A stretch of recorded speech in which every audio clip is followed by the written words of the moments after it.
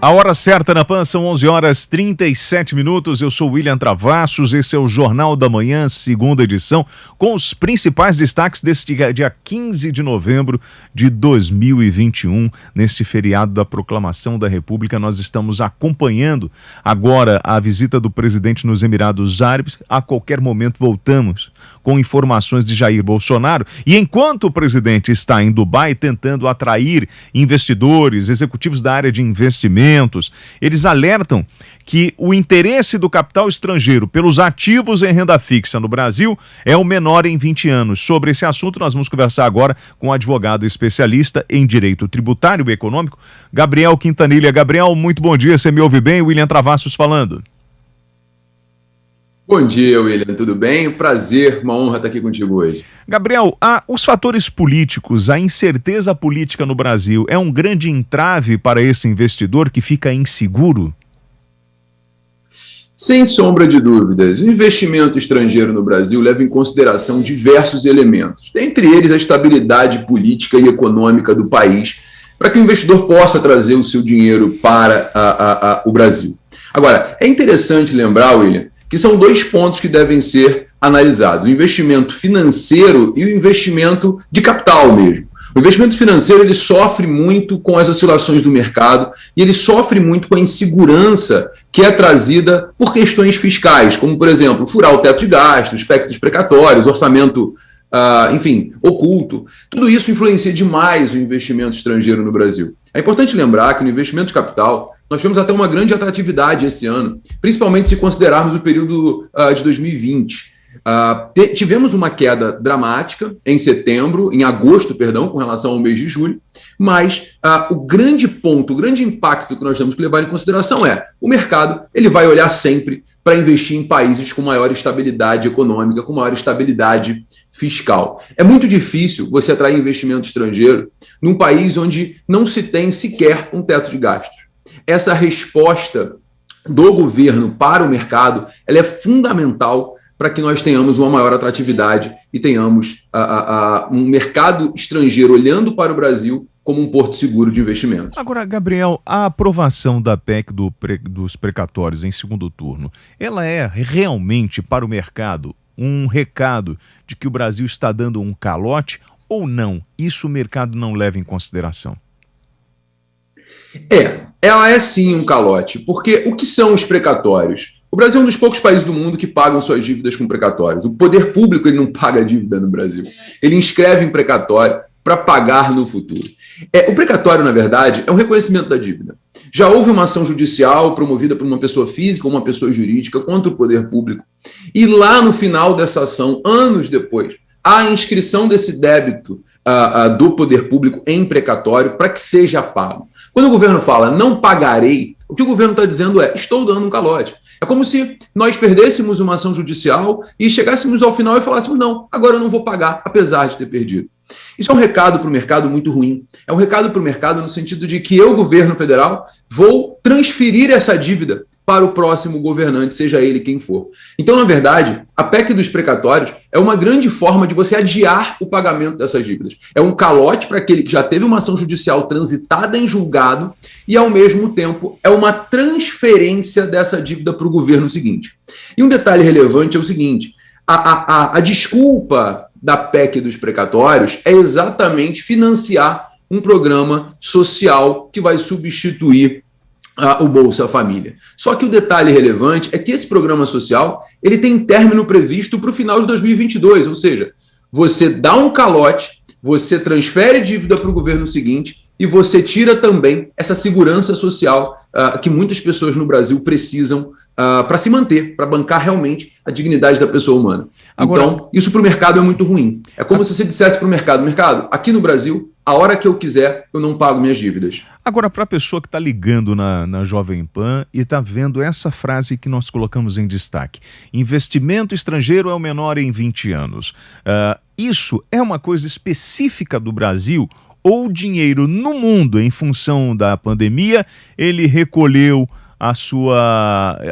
aos cofres, ou seja, o investidor está mais cauteloso, preocupado no mundo inteiro em função das incertezas da pandemia?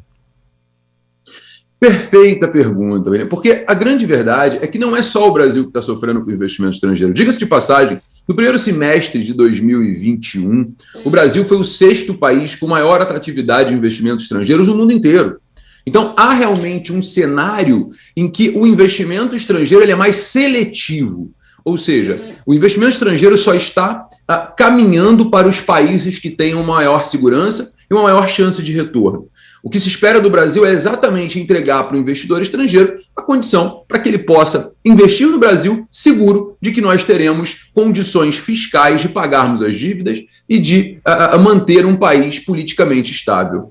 Bom, Jair Bolsonaro está nos Emirados Árabes, está em Dubai, nós tivemos a Invest Brasil. Qual o significado dessa visita do presidente lá no Oriente? Me diga uma coisa, isso realmente pode mudar a nossa realidade aqui a longo prazo? Olha, eu acho que óbvio, toda medida é válida, toda tentativa de atratividade de investimentos ela é relevante, quer seja no Oriente Médio, quer seja na América do Norte, na Europa. Mas, acima de tudo, o presidente perdeu grandes oportunidades, como agora no encontro do G20, ele perdeu grandes oportunidades de trazer o investimento estrangeiro para o Brasil, demonstrando segurança para esse investimento. Não adianta ir ao exterior e falar que nós somos um país seguro para investir, e se essas palavras não têm fundamento dentro da política fiscal brasileira. Não adianta querermos furar o teto. Não adianta argumentar que os precatórios, por exemplo, são uma bomba, um meteoro que caiu do nada, porque isso já havia previsão orçamentária, já havia previsão de que esses precatórios aconteceriam. É pura e simplesmente falta de planejamento. Não se trata de que o Brasil vai ao exterior para falar, para parecer que é um país atrativo. A gente tem que demonstrar que nós somos realmente um país atrativo. Não basta palavras sem medidas concretas que gerem a segurança para esse investidor. Bom, e aí vamos lá. Como é que eu consigo trazer essa segurança? O que eu preciso fazer? É o que já falamos 1000 vezes aqui na Jovem Pan, é a reforma tributária, é o ajuste das contas, é isso que traz segurança para o investidor? Exatamente. O governo Bolsonaro ele começou muito bem na medida econômica quando fez a aprovação da reforma da Previdência. De lá para cá, houve um desalinho muito grande do discurso para a ação. O governo ele assume com uma ideia de ser um governo liberal, um governo focado no mercado, focado na atratividade de investimentos e no crescimento do país. É aprovada a reforma da Previdência, pois bem, a partir dali nada mais foi feito. A reforma tributária é fundamental para que haja uma estruturação do nosso sistema tributário de forma que o estrangeiro entenda como ele funciona e possa investir de forma segura no país. Também é necessária a reforma administrativa para que efetivamente acabem os benefícios daqueles que ganham acima do teto, e veja, não é o funcionalismo público inteiro que ganha acima do teto, o funcionalismo público não é o vilão dessa história. Os vilões são aqueles que ganham acima do teto, que geram despesas absurdas para o Estado. Essa reforma administrativa deveria também considerar aqueles gastos desnecessários que existem no Brasil. E a partir daí, da reforma tributária, da reforma administrativa, um planejamento de longo prazo no Brasil. Os governos brasileiros sequencialmente pensam no seu mandato. Não se trata de um benefício que deve terminar ao término do mandato do chefe do executivo. Não. O que se deve pensar no Brasil é um planejamento financeiro, fiscal, para um norte de 10 anos, de 15 anos, e não vender o almoço para pagar o jantar, que é o que o Brasil faz hoje, infelizmente. Bom, ministro Paulo Guedes, para você, ele fica até o final de 2022, ele virou mais político do que economista e está tentando a reeleição de Bolsonaro para assim aplicar o seu plano econômico?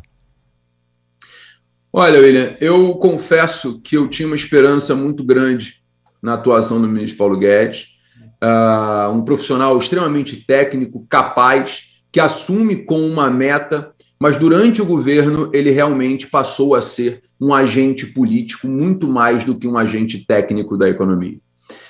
Se a reeleição vai trazer essa liberdade, não podemos mais dizer. Mas o fato é, o grande problema do Brasil é a reeleição. Porque no primeiro governo, o governo pensa mais na reeleição do que naquilo que tem que ser feito para colocar o país nos trilhos. A reeleição é o grande problema do Brasil e muitas vezes pode sim transformar o técnico em político. Bom, queríamos agradecer a participação do Gabriel Quintanilha, ele que é especialista, principalmente nessa área, é um advogado especialista em direito tributário e econômico. Gabriel, mais uma vez, muito obrigado pela sua participação aqui nos microfones da Jovem Pan. Tenha um ótimo feriado. Agradeço enormemente, William. Precisando das tuas ordens. Um abraço forte e um ótimo feriado a todos. Muito obrigado. A hora certa na